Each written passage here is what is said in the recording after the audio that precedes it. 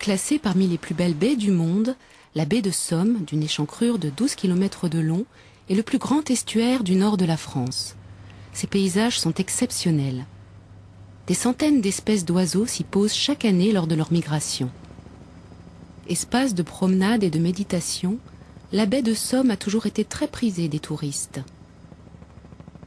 Seulement, l'estuaire est soumis à un ensablement naturel, progressif et inéluctable, qui condamne à long terme la baie à disparaître.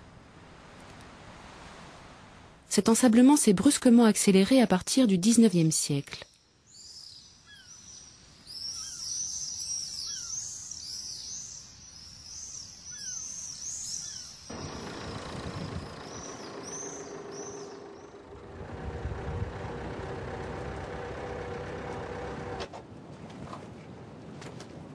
Dans les années 60 à 75, on travaillait beaucoup, même jusqu'à 80, on travaillait beaucoup dans le haut de la baie.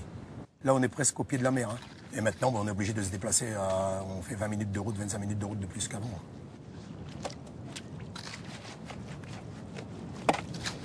Ce qui tue la baie, c'est qu'elle s'est rehaussée au niveau ensablement. Donc les gisements de coke qui étaient hauts, il y a des moments où ils sont 8 jours sans que la mer monte dessus. Donc on a de la mortalité.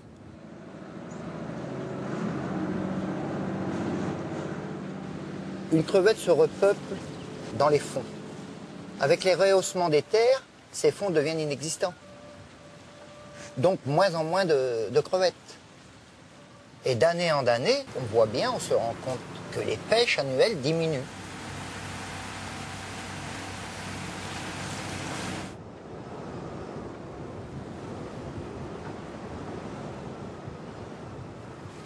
La baie est un estuaire de très grande marée, avec un marnage de 11 mètres, le second de France après celui de la baie du Mont-Saint-Michel.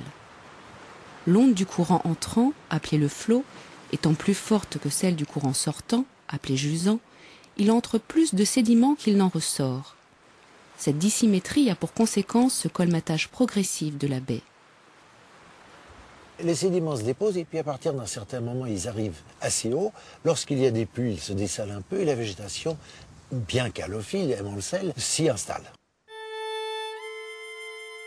Ces grands champs verts, appelés Molières en Picardie, se substituent à l'étang sableux et en tuent peu à peu le charme.